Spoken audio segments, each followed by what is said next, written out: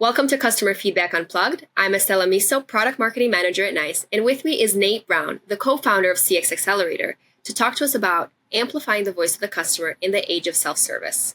So Nate, how does self-service impact the overall customer journey and satisfaction levels? Yeah, as we think about self-service, it's such a critical part of the puzzle here. I love going back to the iconic wisdom of the effortless experience. And they talk about guiding the customer to the best resolution path.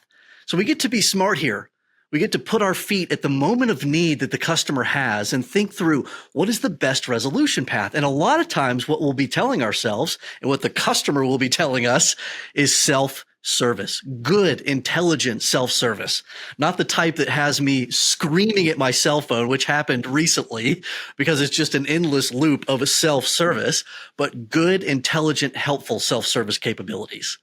And what is the role of VOC in helping to improve that self-service offering that you mentioned? Oh, goodness. So critical. I found myself laughing recently at a situation where I was in a self-service portal and they had it defaulted on to show at the bottom of a knowledge base article, there was a rating of how helpful the article was. And it was like 2 out of 3,000 people found the article helpful. And this organization didn't even realize that metric was sitting right there at the bottom, and it was screaming to the fact of this self-service article is worthless. It's not helping anybody, and they're just having to channel switch. So what we're looking for here is good, helpful voice of customer information that can help us walk the line between efficiency and helpfulness. We don't want to be forcing our customers down a path. We know customer psychology well enough to know that they don't like to be forced down a path. They like to be guided well. But if they're hitting a situation where they want to be able to engage a person or do something a little different, they have the freedom to choose and select and navigate that journey themselves. So if we're hitting a dead end, we've got to have a good way for the customer to be able to escape and get back onto a helpful path.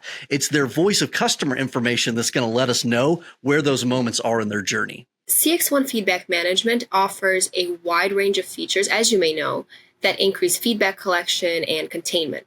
For example, with CX1 Chat and Feedback Bot, our customers are able to collect feedback after every chat interaction within the same chat window, whether it's with a real agent or a virtual agent, which helps in creating this effortless feedback experience.